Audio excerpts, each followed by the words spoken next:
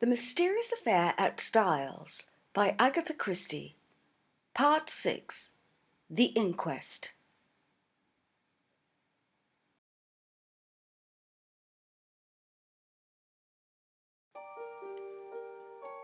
It occurred to me that he might have been making inquiries at Rakes's farm.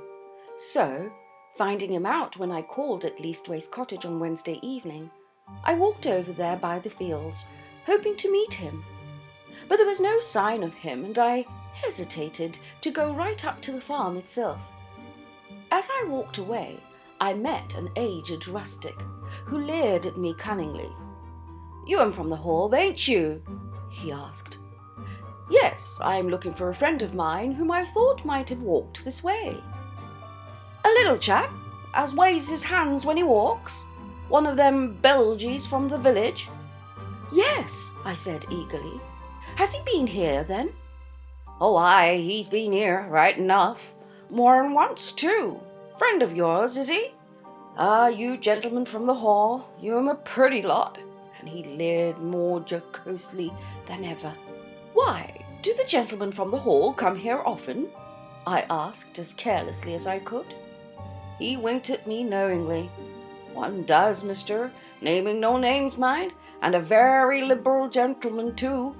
Oh, thank you, sir, I'm sure." I walked on sharply.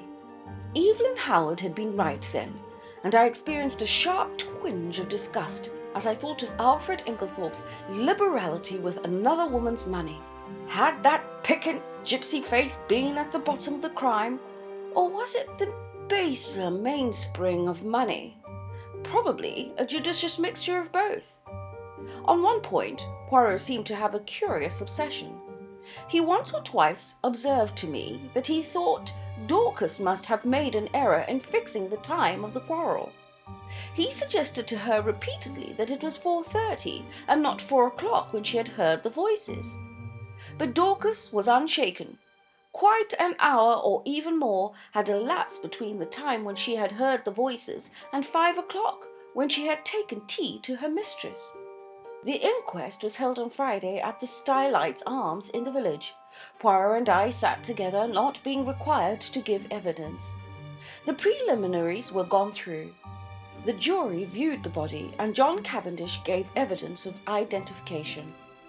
Further questioned, he described his awakening in the early hours of the morning, and the circumstances of his mother's death. The medical evidence was next taken. There was a breathless hush, and every eye was fixed on the famous London specialist, who was known to be one of the greatest authorities of the day on the subject of toxicology. In a few brief words, he summed up the result of the post-mortem. Shorn of its medical phraseology and technicalities, it amounted to the fact that Mrs. Inglethorpe had met her death at the result of strychnine poisoning. Judging from the quantity recovered, she must have taken not less than 3/4 of a grain of strychnine, but probably 1 grain or slightly over. "Is it possible that she could have swallowed the poison by accident?" asked the coroner. "I should consider it very unlikely. Strychnine is not used for domestic purposes, as some poisons are, and there are restrictions placed on its sale." "Does anything in your examination lead you to determine how the poison was administered?" "No." "You arrived at Styles before Dr. Wilkins, I believe?" "That is so. The motor met me just outside the lodge gates, and I hurried there as fast as I could." "Will you relate to us exactly what happened next?" "I entered Mrs. Inglethorpe's room. She was at that moment in a typical tetanic convulsion. She turned towards me and gasped out, 'Alfred, Alfred!' Could the strychnine have been administered in Mrs. Inglethorpe's after-dinner coffee, which was taken to her by her husband?" "Possibly, but strychnine is a fairly rapid drug in its action. The symptoms appear from 1 to 2 hours after it has been swallowed. It is retarded under certain conditions, none of which, however, appear to have been present in this case. I presume Mrs. Inglethorpe took the coffee after dinner about 8 o'clock, whereas the symptoms did not manifest themselves until the early hours of the morning, which, on the face of it, points to the drug having been taken much later in the evening. Mrs. Inglethorpe was in the habit of drinking a cup of cocoa in the middle of the night. Could the strychnine have been administered in that? No. I myself took a sample of the cocoa remaining in the saucepan and had it analysed. There was no strychnine present. I heard Poirot chuckle softly beside me. "How did you know?" I whispered. "Listen." "I should say," the doctor was continuing, "that would have been considerably surprised at any other result." "Why?" "Simply because strychnine has an unusually bitter taste. It can be detected in a solution of 1 in 70,000 and can only be disguised by some strongly flavoured substance. Cocoa would be quite powerless to mask it." One of the jury wanted to know if the same objection applied to coffee. "No, coffee has a bitter taste of its own, which would probably cover the taste of strychnine." "Then you consider it more likely that the drug was administered in the coffee, but that for some unknown reason its action was delayed?" "Yes, but the cup being completely smashed, there is no possibility of analysing its contents." This concluded Dr. Baustein's evidence. Dr. Wilkins corroborated it on all points. Sounded as to the possibility of suicide, he repudiated it utterly.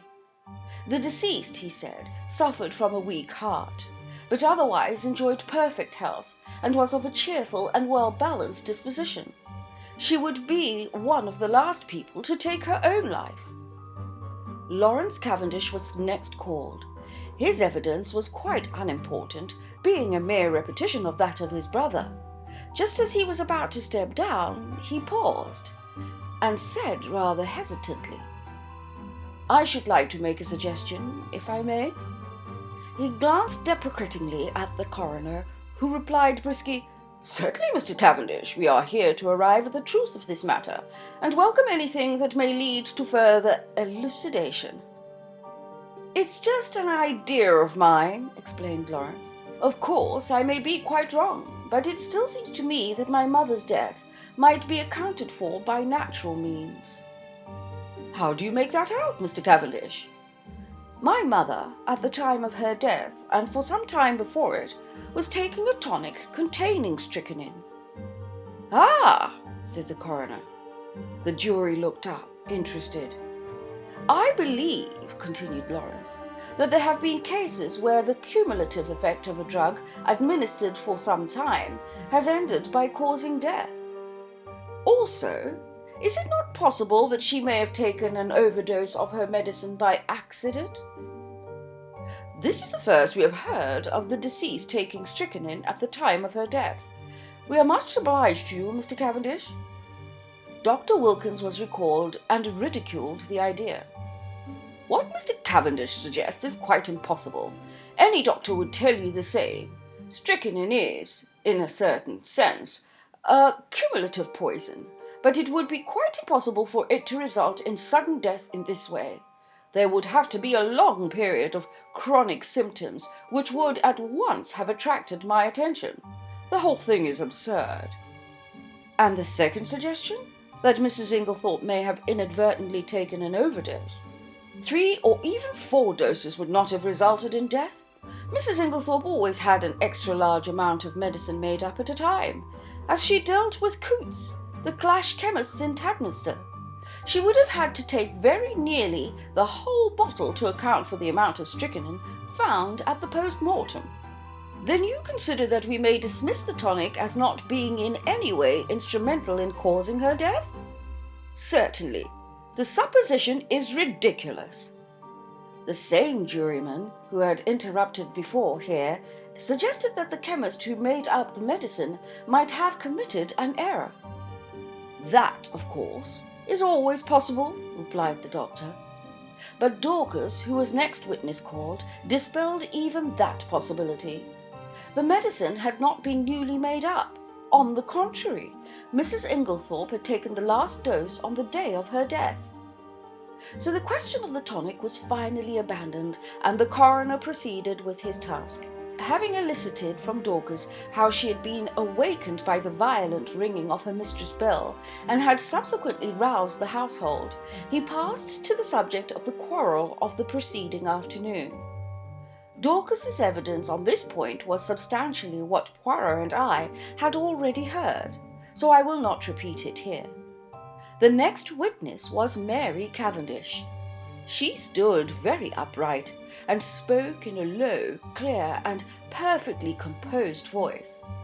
In answer to the coroner's question, she told how, her alarm clock having aroused her at 4:30 as usual, she was dressing when she was startled by the sound of something heavy falling.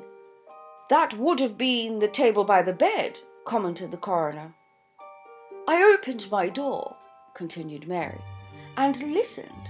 In a few minutes a bell rang violently. Dorcas came running down and woke my husband, and we all went to my mother-in-law's room. But it was locked," the coroner interrupted her. "I really do not think we need trouble you further on that point.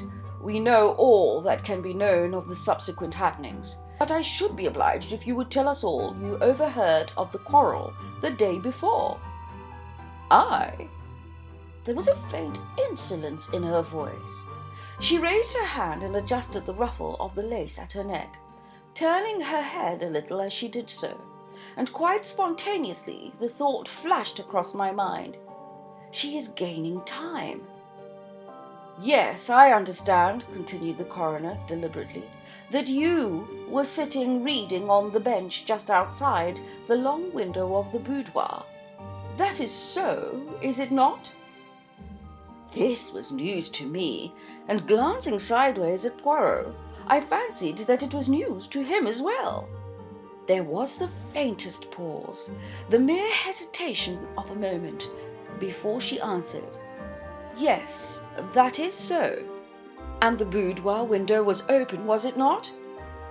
Surely her face grew a little paler as she answered, "Yes." "Then you cannot have failed to hear the voices inside, especially as they were raised in anger. In fact, they would be more audible where you were than in the hall." "Possibly. Will you repeat to us what you overheard of the quarrel?" "I really do not remember hearing anything." "Do you mean to say you did not hear voices?" "Oh yes, I heard the voices, but I did not hear what they said." A faint spot of colour came into her cheek. "I am not in the habit of listening to private conversations." The coroner persisted. "And you remember nothing at all?" "Nothing, Mrs. Cavendish? Not one stray word or phrase to make you realize that it was a private conversation?" She paused and seemed to reflect, still outwardly as calm as ever. "Yes, I remember Mrs. Inglethorpe said something. I do not remember exactly what, about causing scandal between husband and wife." "Ah," the coroner leant back satisfied. "That corresponds with what Dorcas heard. But, excuse me, Mrs. Cavendish, although you realized it was a private conversation, you did not move away? You remained where you were?" I caught the momentary gleam of her tawny eyes as she raised them.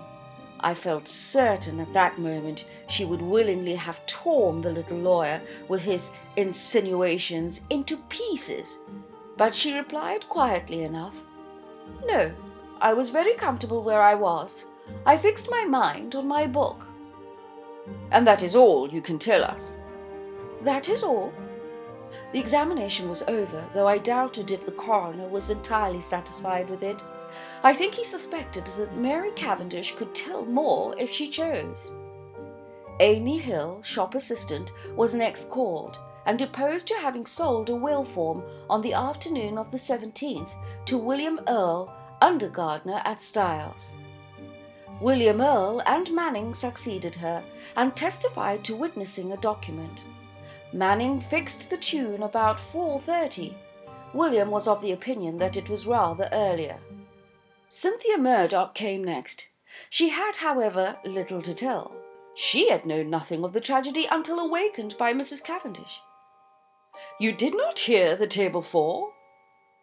"No, I was fast asleep." The coroner smiled.